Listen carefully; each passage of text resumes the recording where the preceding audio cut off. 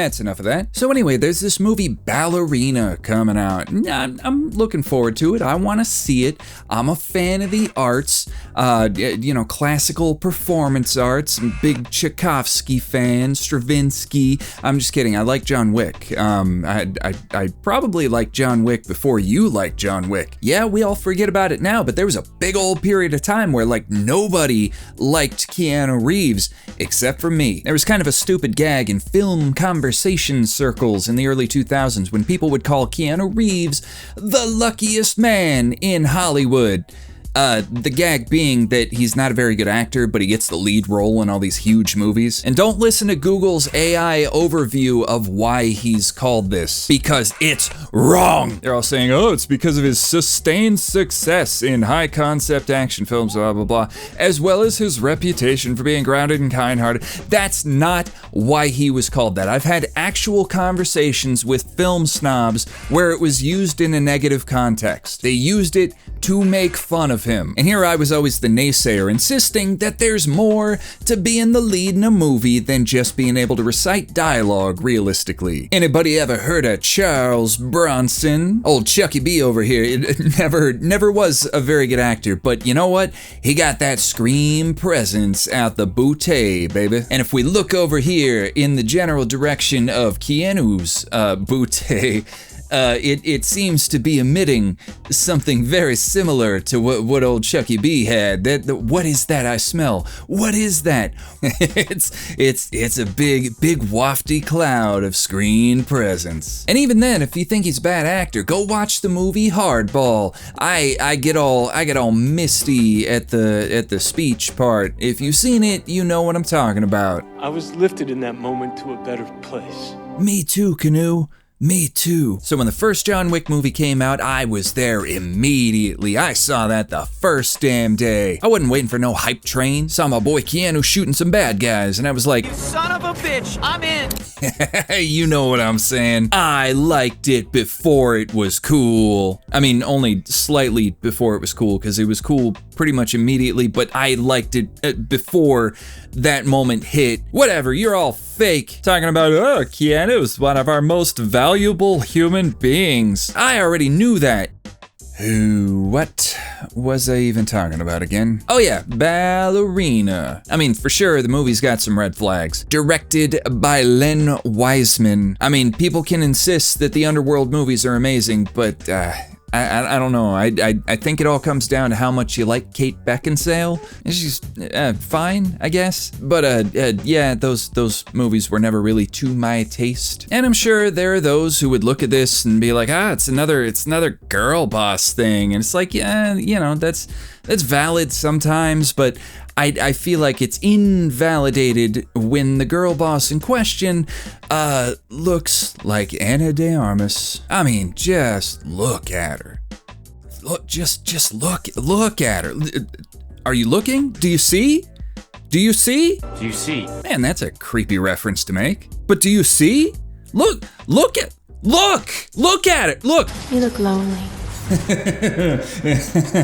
what makes you what makes you say that? And I'm sure a really valid criticism could be made that they're basically just making her a female John Wick, even down to giving her a Slavic mythology reference as a nickname and all this kind of stuff. Yeah, it's a little bit low effort, which I can excuse because look at her. But there is another thing that stood out to me personally as a bit of a red flag that I don't think most people have taken particular notice of. See, there's this part in one of the trailers where Ana de Armas is heading into a neon-infused nightclub because we've never seen one of those in the world of John Wick. She gets into a scuffle with some bad guys. She shoots this dude, and then when this lady's about to heel stomp her, this happens.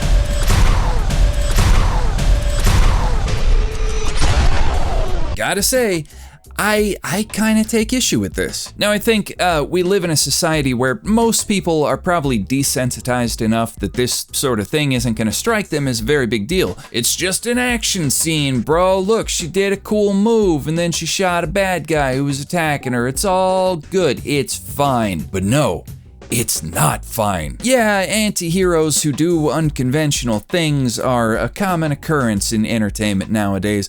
People like John Wick himself can walk through a building headshotting guys left and right, and we cheer because, man, his puppy got beat to death. But the thing is, whatever threats he comes across, he's putting them down as quickly and as efficiently as possible. In the case of Ballerina, she could have shot her in the head, could have shot her in the chest, could have done some of that Mozambique drill jazz I've been hearing about. But instead, her first instinct is to go for the groin. Now, I don't know about you, but I find it a little bit harder to get behind a protagonist who the filmmakers immediately portray as a mutilator of genitalia. Now, don't get me wrong, there are some examples where in a narrative context, it is totally fine to do this sort of thing. Perfect example, Robocop. Couple of surly dudes have some ill intentions toward a lady. We know what's about to happen, and when Robocop shows up on the scene, he knows what's about to happen. He gives these guys every opportunity to stand down, and when they refuse, he does the single most satisfyingly cathartic thing for the audience possible. And yeah, we as the audience cheer, because the punishment fit the crime, or at least the attempted crime. Likewise, we could look at the movie The Street Fighter with Sonny Chiba. We have yet another case of a guy assaulting a lady, and we don't like that. We don't like that one bit, and neither does Sonny Chiba. So after a bit of a tussle, he performs the act that, was probably the main thing that got this movie the very first X rating for violence in movie history. Offensive to the censors, but satisfying for the audience. Anyway, the point being that if you're gonna have your main character, your protagonist, your hero that we're supposed to get behind and root for, bullet banging somebody in the patty mayonnaise, maybe you should provide some justification for why that's happening. And something tells me that in the case of Ballerina, we're not gonna get that with this lady. We're not gonna get like a backstory talking about how her Abrams, JJ is responsible for the deaths of thousands or anything like that. No, I have a sneaking suspicion that she's just some rando getting shot in the crotch, and I feel bad about that. I probably shouldn't feel bad about that, but yeah, I do. And of course, there's nothing scientific about any of this. Obviously, John Wick Chapter 3 has these dogs performing a bit of groinular manipulation of their own, and when it happens, it's entertaining, it's funny, we laugh about it. Maybe it's just because they're dogs and they're technically at a disadvantage against these guys with guns. I don't know. All I know is that when it's a person doing it to another person, it's either horror movie stuff or it's comeuppance for something. If it's neither of those things, it doesn't feel right, man. Especially when it's happening to a woman. I have no idea what she could have done to deserve this particular punishment. I mean, I'll still probably enjoy the movie. I'm still looking forward to it. The rest of it looks really entertaining. Just in the future, filmmakers, give a little bit of consideration to these types of things. Or don't, it probably doesn't matter. Of course, as soon as I finished recording for this video, I came across this news that the Robocop video game now has DLC to automatically target crotches. So I guess I'm truly alone in the world. Anyway, that's all I wanted to say for today. Feel free to leave a comment telling me that Kate Beckinsale's way hotter than Ana de Armas, and I'll tell you, nuh-uh.